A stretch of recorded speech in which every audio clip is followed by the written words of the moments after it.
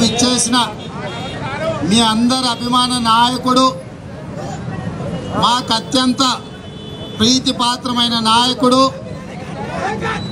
35 సంవత్సరాల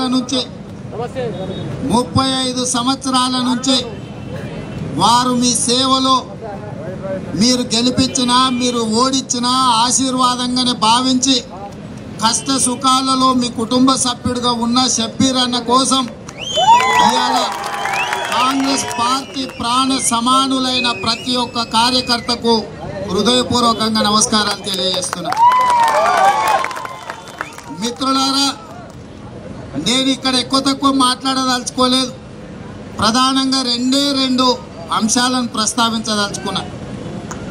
ఈ ప్రాంతానికి గంప ఎమ్మెల్యే ఇవాళకు ఒకటే సూచన చేస్తున్నా, గంప నువ్వు తట్ట బుట్ట సర్దుకో, ఇక నీ దుకాణం బంద్ అయింది. ఎందుకంటే ఒకప్పుడు పేదోన్ని అన్నావు, ఉండనీకే ఇల్లు లేదన్నావు, కాళ్ళు మొక్కినావు, కడుపులో తలకాయ పెట్టినావు. వచ్చిన వాళ్ళందరికీ కూడా నీ పేదరికాన్ని చూపించి నటించి ముసలి కన్నీరు గార్చి ప్రజల్ని మభ్యపెట్టినావు. నేను ఇవాళ అడుగుతున్నా, కామారెడ్డిలో నేను అప్పుడు ఒకసారి ఎల్లారెడ్డి ఎన్నికలకు వచ్చినప్పుడు పోయినా, సురేందర్ ఎల్లారెడ్డిలో ఉప ఎన్నికలు నిలబడితే పోత వచ్చిన ఇల్లు నీదేనా అంటే కాదు కిరాయికున్నా అని చెప్పి చూపించాను. ఇవాళ నేను అడుగుతున్నా మీ ఎమ్మెల్యేను, 2014 తర్వాత నువ్వు చేసింది ఏంది, నీకు వచ్చింది ఏంది, నీకు నెల జీతం ఎంత? మరి ఇప్పుడు వెనకాల నుంచి మిత్రుడు చెప్తున్నాడు, ఇక్కడ నుంచి కామారెడ్డి వరకు మొత్తం ప్లాట్లన్నీ ఆయనవే సార్, 3 అంతస్తుల బంగ్లా కట్టింది, ఇక పైసలు ఏడా దాచుకోవాలో తెలియని పరిస్థితులు వచ్చినాయి సార్ అని చెప్తున్నాడు. అంటే అటు కేసీఆర్ గారు రాష్ట్రాన్ని దోసుకుంటే మీ ఎమ్మెల్యే కామారెడ్డిలో వాడి తింటున్నాడు. దీన్ని మనం ఎట్లా చూడాలంటే, కనీసం ఏదో కొంత తినిపోయినరా అంటే అది కాదు. వీళ్ళ వ్యవస్థ అంతా అడవి పందుల వ్యవస్థ. నాకు తెలిసి ప్రాంతంలో అడవి పందులు అప్పుడప్పుడు చెరుకు చేనుల మీద పడుతుంటాయి. అవునా? చెరుకు రైతులు ఉన్నారా? చెరుకు గడల మీద చెరుకు పొలాలల్లా అడవి పందులు పడితే తిన్నకాడికి తిన్ని ఉన్నదంతా తొక్కి సర్వనాశనం చేసిపోతాయి.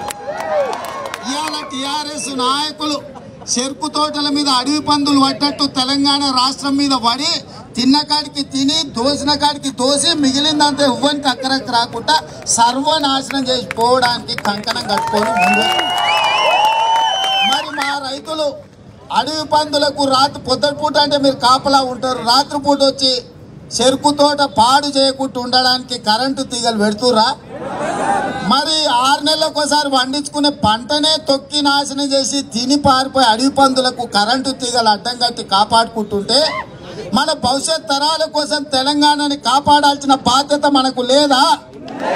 మరి టీఆర్ఎస్ నాయకులకు కరెంటు షాకు కొట్టించాల్సిన అవసరం ఉందా లేదా? మరి ఆ కరెంటు షాకు కరెంటు తీగలు కాదు, మన కరెంటు ఓటు.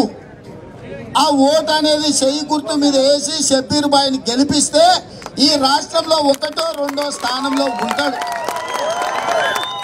గంపగోవర్ధన్ గెలిస్తే 7 ఉంటాడా? 100 ఉంటాడు. అవునా? 100 101 అవుతాడు గంపగోవర్ధన్ మళ్ళీ గెలిస్తే. కానీ అదే మన షబ్బీర్ బాయ్ గెలిస్తే అదృష్టం బాగుంటే అల్లా మీ ఆశీర్వాదం ఉంటే 1 అవుతాడు. 1 కాకపోతే మేమందరం కలిసి 2 అయితే చేస్తాం షబ్బీర్ బాయ్. మరి 35 ఏళ్ల నుంచి మీ బిడ్డగా మీ ఆశీర్వాదంతో మీ కష్ట సుఖాలలో గెలిచినా ఓడినా రాష్ట్రానికి 2ో స్థానంలో ఉండే షబ్బీర్ బాయ్ ఓటేస్తారా, లేకపోతే 100 101లో ఉండే గంపకు ఓటేస్తారా? ఒక్కసారి ఆలోచన చేయండి. ఇవాళ గంపకు ఓటేస్తే గజ దొంగ ఓటేసినట్టే. ఈ ఓటు తీసుకొని పోయి చంద్రశేఖరరావు అనే బందిపోటుకి ఇస్తాడు తప్ప పేద ప్రజలకు ఉపయోగపడేటోనికి ఇస్తాడా? మరి ఇక్కడ ఉన్నోళ్ళందరూ ఈ బసవాపూర్ మన గంప గోవర్ధన్దే. నేను ఇవాళ అడుగుతున్నా, ఇక్కడ ఉన్నోళ్ళు ఊరోళ్ళు చాలా మంది వచ్చి ఉంటారు. మీ ఊర్లో పేదోళ్ళకి డబుల్ బెడ్రూమ్ ఇండ్లు పూర్తి చేసుకునేవాడని చేరిండా? మీ ఊర్లో దళితులకు 3 ఎకరాల భూమి ఇచ్చిండా? మీ ఊర్లో చదువుకున్న పిల్లలకి ఏమన్నా నౌకర్లు వచ్చినాయా? మీ ఊర్లో ఏదన్నా మీ గ్రామంలో ముసలమ్మకు ముసలాయనకి ఇద్దరికి పింఛన్ వస్తుందా? మీ ఊర్లో రైతులకు ₹1,00,000 రుణమాఫీ అయి పాస్ పుస్తకం వచ్చిందా? మరి ఎమ్మెల్యే పుట్టిన ఊర్లా సస్తే ఈ బసవాపూర్ మట్టిలో కలిసే ఊర్లా ఏ పేదోడికి రైతుకు రుణమాఫీ జరగలే? ఏ పేదోడికి డబుల్ బెడ్రూమ్ ఇల్లు రాలే? ఏ దళితులకు 3 ఎకరాల భూమి ఇయ్యలే? ఏ చదువుకున్న పిల్లగానికి నౌకరీ ఇయ్యలే? చదువుకుంటున్న పిల్లలకు ఫీజు రియంబర్స్మెంట్ ఇవ్వలేదంటే మీ దగ్గర చుట్టుపక్కల ఉన్న గిరిజనులకు 12% రిజర్వేషన్ ఇయ్యలే? 5 సార్లు నమాజ్ చేసుకొని అల్లా మియ ముందల 5 సార్లు దండం పెట్టుకునే మైనారిటీలకు 4 నెలల్లో 12% రిజర్వేషన్ ఇస్తా అని 4 ఏళ్ళు నిండిపోయింది, 5వ సంవత్సరానికి వచ్చింది. ఇక జోలే లేదు. ఇట్లాంటి సన్నాసులకు చవటలకు ఓటేస్తారా అని నేను అడుగుతున్నా. మరి సన్నాసి చవటలను ఓడగొట్టాలంటే ఇప్పుడు మీరు ఇక్కడ ప్రదర్శించిన ఉత్సాహాన్ని ఎన్నికల వరకు కొనసాగించాలి. ఇవాళ నేను చెప్పిపోయి వచ్చినామని ఉత్సాహం చూపించి రేపు పొద్దుగాల మళ్ళీ ఆ పని మీద ఈ పని మీద ఓకండి. 60 రోజులు ఇంటికొకరు, ఇంట్లో భార్య బిడ్డలకు అమ్మ నాయనకు చెప్పురి 60 దినాలు తెలంగాణ కోసం మేము ఇస్తున్నాం.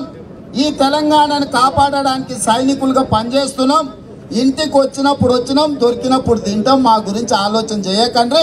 కాంగ్రెస్ పార్టీ మన భుజాల మీద అండగా ఉండి కాంగ్రెస్ పార్టీ జెండా నీడన దళితుల కోసం, గిరిజనుల కోసం, మైనారిటీల కోసం, బడుగు వర్గాల కోసం, బలహీన వర్గాల కోసం, చదువుకున్న విద్యార్థుల కోసం, నిరుద్యోగ యువత కోసం, వీళ్ళందరి కోసం మేము 60 రోజులు అంకితం చేస్తున్నాం. అయ్యప్ప మాల వేసుకుంటే ఎట్లా దీక్ష తీసుకుంటాం, మైనారిటీ సోదరులు రంజాన్ అప్పుడు రంజాన్ మాసం ఎట్లా దీక్ష తీసుకుంటారు, ఈ ఎన్నికల దీక్ష తీసుకుందాం. టిఆర్ఎస్ పార్టీని 100 మీటర్ల గోతి తీసి పాతి పెడదామని చెప్పి మిత్రులందరికీ తెలియజేస్తూ సెలవు తీసుకుంటున్నా. అందరు ముందుకు సాగండి. ఇట్లా చూస్తే ఉండరా నాయన జర్రా ఆడ మాట్లాడు. ఇట్లా చూస్తే ఒక్క నిమిషం సార్, ఇట్లా చూస్తే ఎక్కడ చూసినా సైకిల్ మోటార్లు ఉన్నాయి. మళ్ళా మొత్తం తిరిగి ఇక్కడ నన్ను ఇచ్చిపెట్టే వరకు మళ్ళీ వాపస్ పట్నం పంపించడానికి ఈడు వరకు మీరు నా ఎంబడి ఉండాలి. ఉంటారా? అందరు ఉంటారు కదా. ఉంటా అన్నోళ్ళు అందరు చేయొత్తుర్రు. ఒక్క చేయన్నోళ్ళు ఒక్క చేయొత్తుండ్రి, 2 చేతులు ఉంటే 2 ఎత్తుర్రు. జై సోనియమ్మ, హస్తం గుర్తుకే. ఏంటండి వీడియో నచ్చిందా? అయితే ఓ లైక్ వేసుకోండి, లేదంటే ఓ కామెంట్ చేయండి. ఎప్పటికప్పుడు మా వీడియోస్ చూడాలంటే సబ్స్క్రైబ్ చేసుకోండి.